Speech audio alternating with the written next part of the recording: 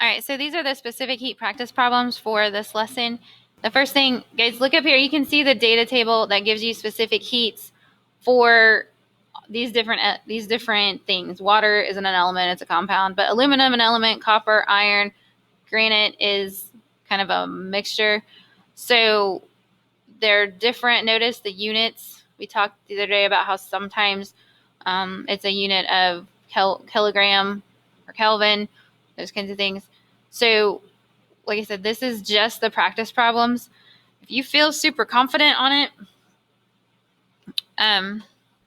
this might not be very useful to you, but if you would like practice, if you still feel like you need some explanation on these things, I would highly encourage you to follow along with us. So let's look at the first problem. We will try to make it a little bigger so we can see the question. Okay. So when 3 kilograms of water is cooled from 80 degrees Celsius to 10 degrees Celsius, how much heat energy is lost is what it says. So the first thing we always have to think about is, all right, what formula am I going to use? How am I going to find this? So we got to ask ourselves, what is it asking us for? And so our question words here, how much heat energy? So we know that that's going to be Q. So in our work, we're looking for Q. This is number 1. Okay. And that's our unknown. We know that from our question. Now, if you are thinking, well, I don't remember any of that, you should have notes that look like this from the other day. We talked about specific heat. We talked about the unit for specific heat. And then we talked about this formula right here. So the heat added or lost equals the mass, the specific heat, and the change in temperature. All right, so let's go ahead and do some of these. So we're going to be using this formula. So we'll copy that over to our paper, to where we're doing the problems at. All right, so we had Q equals mass times the specific heat, delta T. Chris, get your notebook out and copy these down. All right, so when we look at our formula, we know that we're looking for how much heat energy is lost, but we need mass and specific heat and delta T in order to find those. Okay, so let's go back to our problem. Notice how many times we go back to the problem and read the problem. That's what all word problem and all kinds of math is all about, going back to the problem and making sure you understand the problem. So when 3 kilograms of water is cooled, all right, so there's our mass. Kilograms is our unit of mass. 3.0 kilograms is cooled from 80 degrees Celsius to 10 degrees Celsius. So our change in temperature is 80 degrees Celsius minus 10 degrees Celsius. Now we need to really kind of look at that. If we're cooling, are we gaining temperature? Is the temperature rising, or is the temperature going down? The temperature is going down. So our answer, the difference, is 70 degrees. But is that a positive or a negative? Because our change in temperature, it would be a negative. So we want to be really careful on that.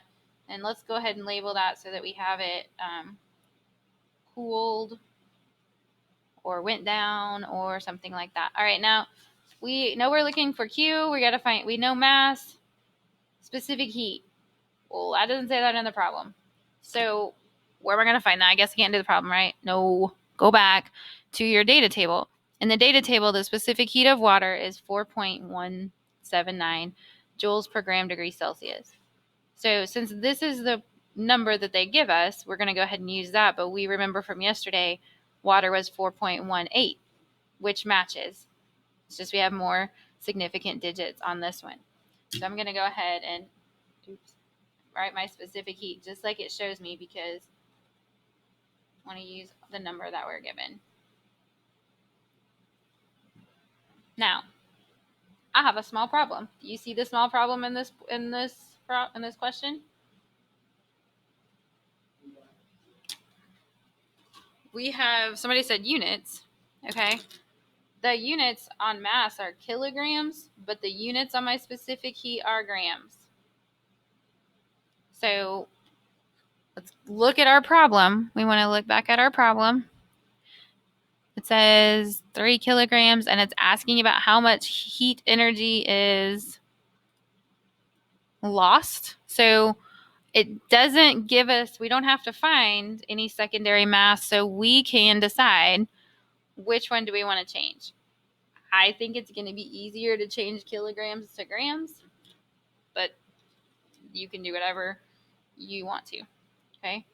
Because our units have to match. So we're going to go, if we have kilograms, we're going to multiply. Remember, kilograms got to go on the bottom. 1 kilogram is 1,000 grams. So that's pretty easy one. That would be 3,000 that we're going to actually put into our number. So let's go ahead and plug in. We don't know what Q is. But the mass, this time we have to put 3,000 grams times the specific heat. Joules. Now remember, when you write the specific heat, that per grams degree Celsius is the bottom of the fraction. And then our change in temperature is negative 70 degrees.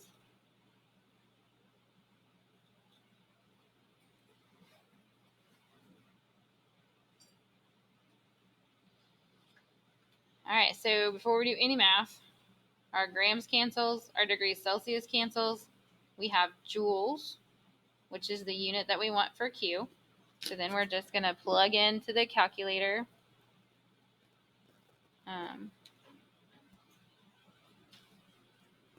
3,000 times 4.179 times negative 70 equals negative 877,000.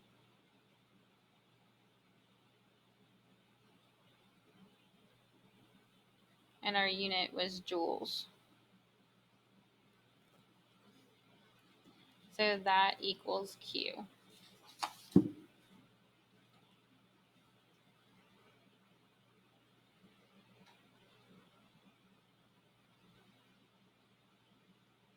So if Q is negative, is energy lost or gained?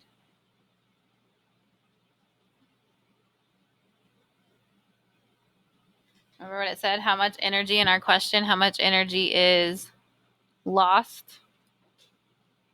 So that would be a lost energy. All right. Thumbs up if that makes sense. We following along pretty well? Thumbs sideways and thumbs ups? Okay. And you guys on the chat, you can put a yes or a no for it makes sense or not makes sense when we do thumbs up or however you want to answer. I just want to know if you guys understand too. So let's go on to number 2, and we'll just keep doing problems. I'll have some that you guys can do. I'll have you do on your own, but I just want to make sure that we have good examples. So let's do number 2. It says, number 2.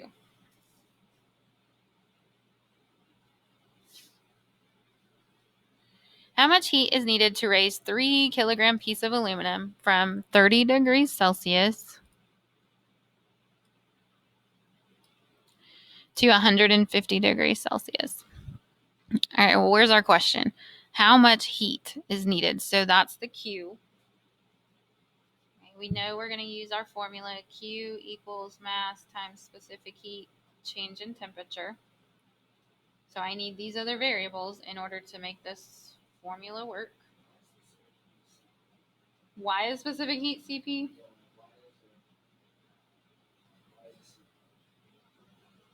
Um, because S is used for other things, and all right. So I they but why is delta always change? Does it matter? All right. So Q is what we're looking for. How much heat is needed?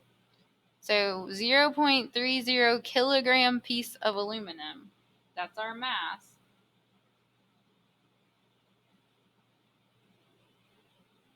Now, we're probably going to run into the same problem that we had before with our units, but we'll cross that bridge when we get there. So, specific heat. How much heat is needed to raise a piece of aluminum? So, we're not going to use the water specific heat. We have to go back to our data table and find aluminum. So, the aluminum specific heat is 0.900. And look at those units. Make sure those units are that you're really considering them joules per gram degree Celsius. So yeah, in fact, we did run into the same unit problem. So we're gonna go times 1,000, which is, you mathematicians, is make 300. So 1, 2, 3, yeah. Just moving that decimal place over 3 times works too. Then the change in temperature. Let's go back to our problem to make sure we know what it said, from 30 degrees Celsius to 150 degrees Celsius. So we are raising it. So 30 degrees Celsius to 150 degrees. That's going to be a positive number because we're raising it. And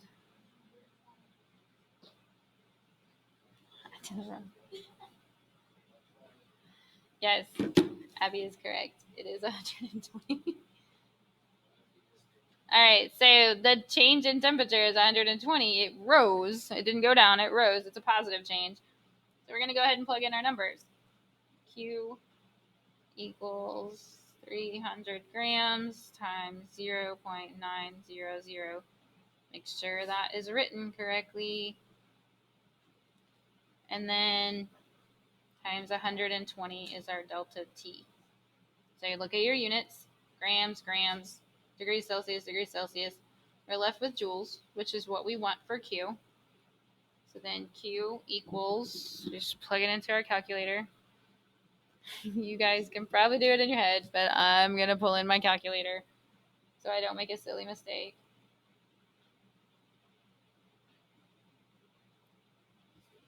32,400 joules.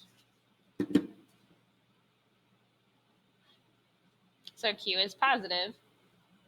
Heat has gone in, the temperature has come up. So, all right. Did the examples help you to understand how to do them? Okay. All right. We'll do a couple more and then I'll have you do some on your own. So let's go back to 3. 3 has A, B. Okay. Let's read it. Calculate the temperature change when 10 kilograms of water loses 232 kilojoules of heat. Okay, so we got lots of unit issues there because our specific heats are all in grams and our specific heats are all in regular joules, not kilojoules. So we'll have to change those. All right, let's go ahead and work that problem and then we'll do the B. So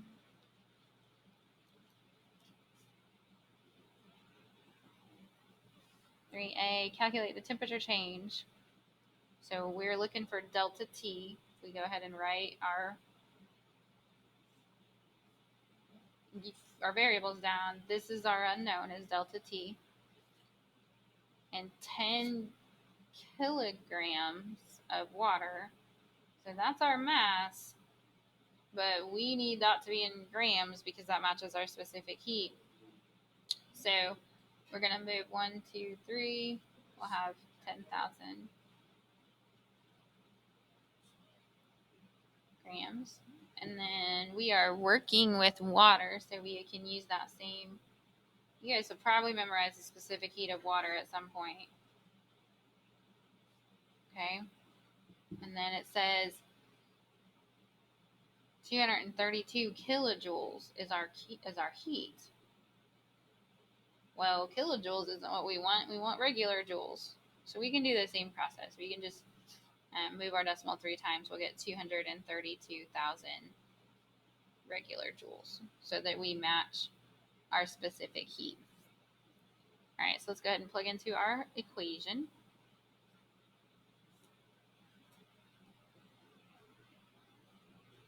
So Q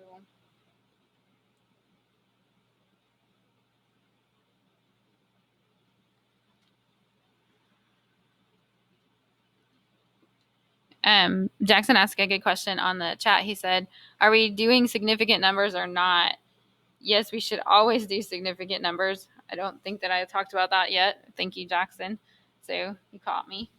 Let's go ahead and finish this problem, and then we'll talk about the significant digits for sure. That is definitely something, especially when you go to do CK12, you'll want to make sure that you're looking at significant figures in your answers. Huh? What is your question?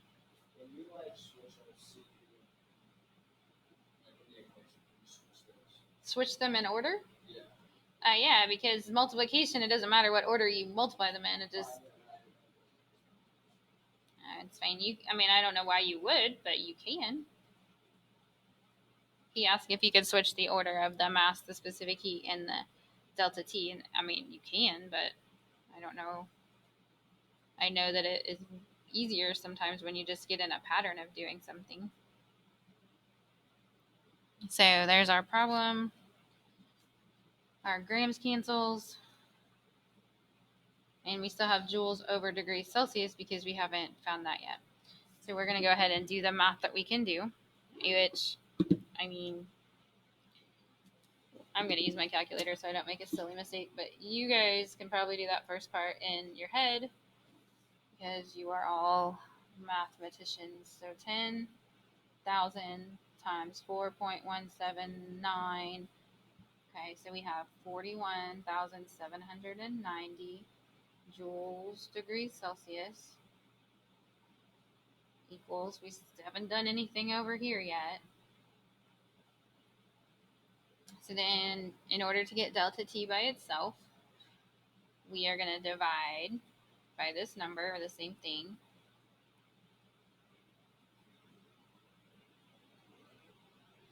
And when we divide the numbers, that's 1, that cancels. But remember, when you divide a fraction like this, you really multiply by the reciprocal.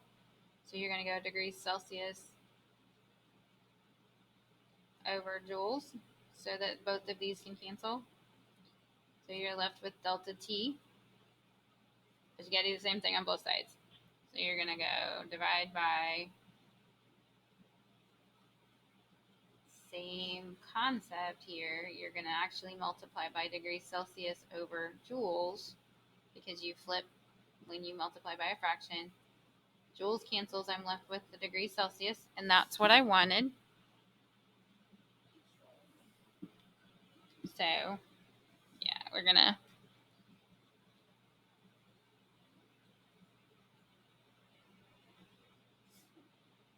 So yeah, here's a great example for the significant figures that Jackson had mentioned. So we have like all these numbers. I'm just going to stop writing. This degrees Celsius. And we go back to our problem. We had 3 significant digits. We had 3 significant digits. We had 4 significant digits.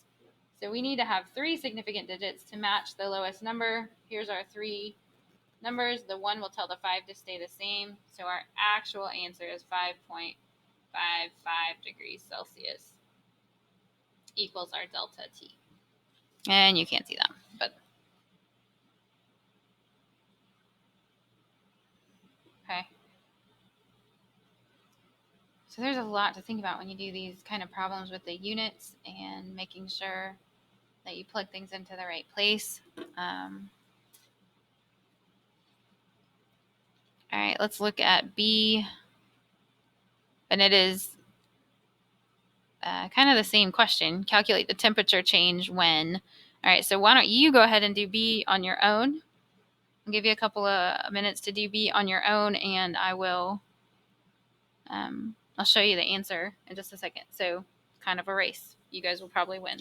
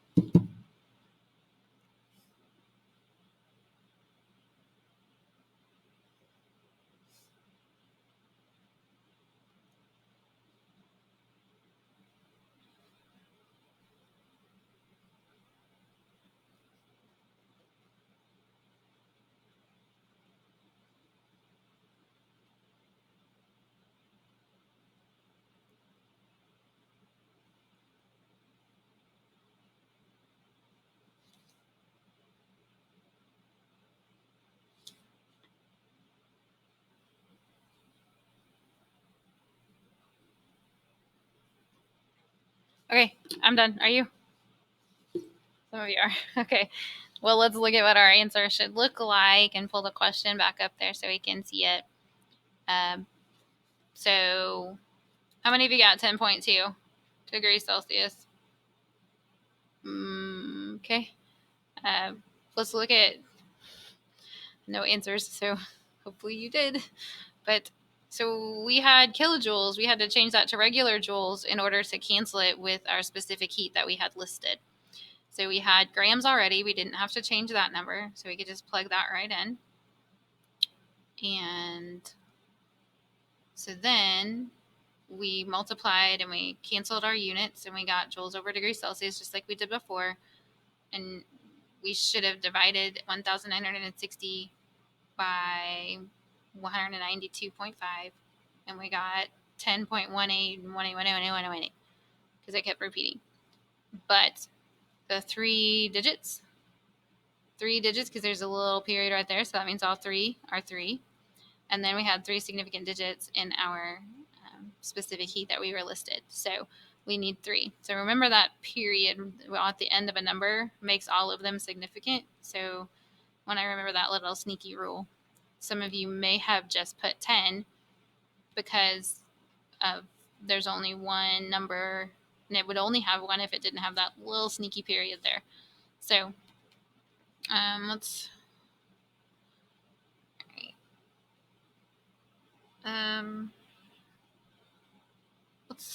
give me a thumbs up if you want some more examples and a thumbs down if you're good. You can go on your own. Good, good. What about you guys online?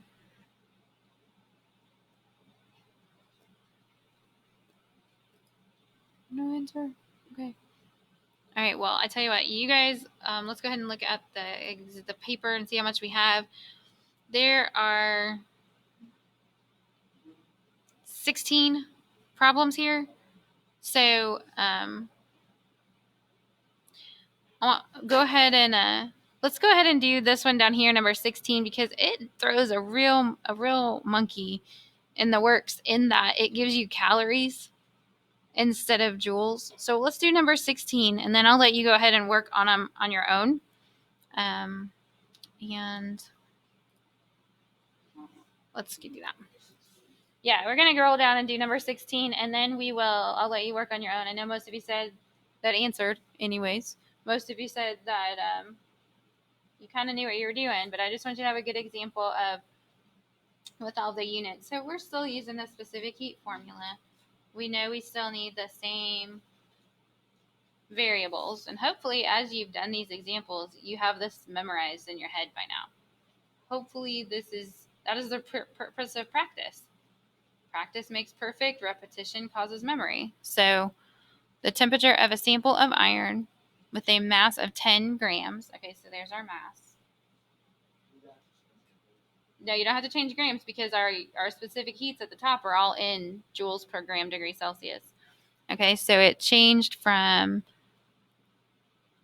50.4 degrees Celsius to 25.0 degrees Celsius. So our change in temperature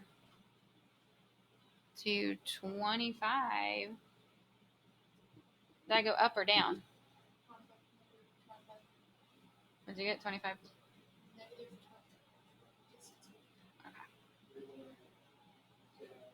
So we got to have that negative because it went down. We lost some heat. Okay.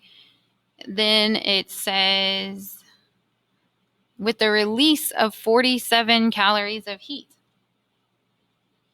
So if we released heat, then we're going to have a negative Q, and it's 47 calories. Well, that does not work in our system. Okay, because all of our specific heats were all in joules. So let's go ahead and change that calories to joules. So negative 47 calories. We need a conversion. So we're like, wow, what is that conversion? That wasn't given to us. If we look back at our original notes from specific heat, at our notes from units of temperature,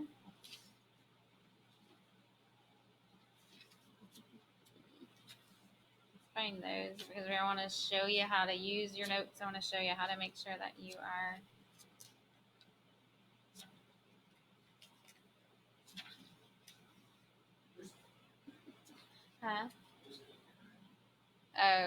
King Henry.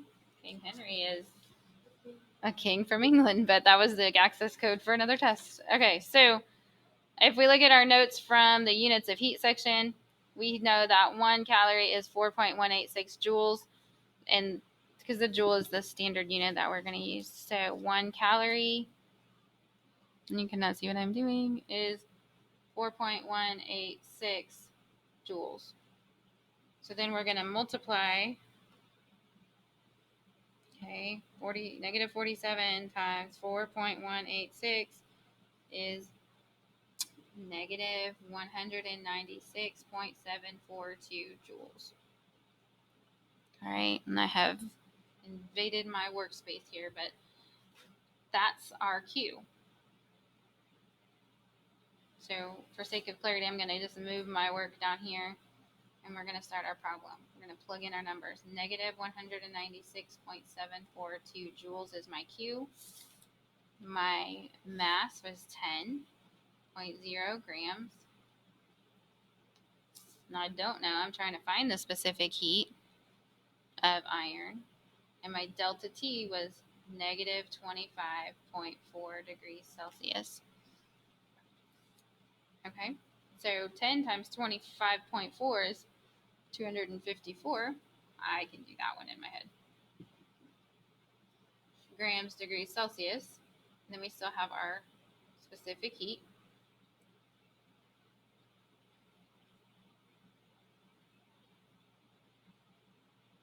Notice we haven't messed with the significant digits on this yet because you don't answer the significant digits until you are done because you don't want to have rounding errors in your number. So we're going to divide. Yep, we need to divide. That's absolutely right.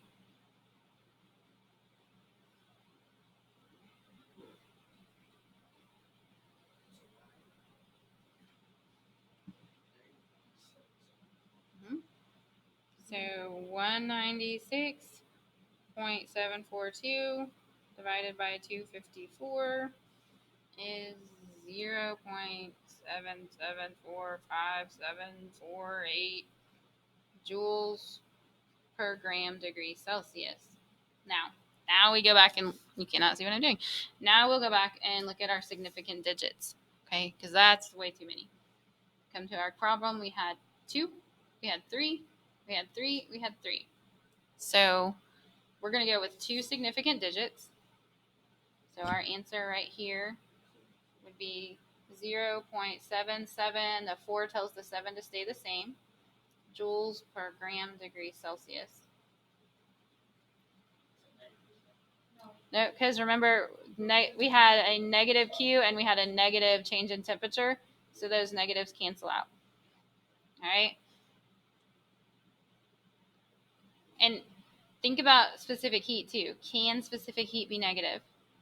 If the definition is the amount of energy needed to raise 1 kilogram 1 degree or Kelvin, 1 degree Celsius or 1 Kelvin, that energy needed can't be a negative. It has to be a positive. So that's a good check for your system too.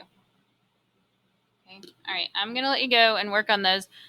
Please ask questions because being able to work those problems is really important. Okay. And then if you fly through those, go ahead and work on CK12 for the rest of the time. Okay.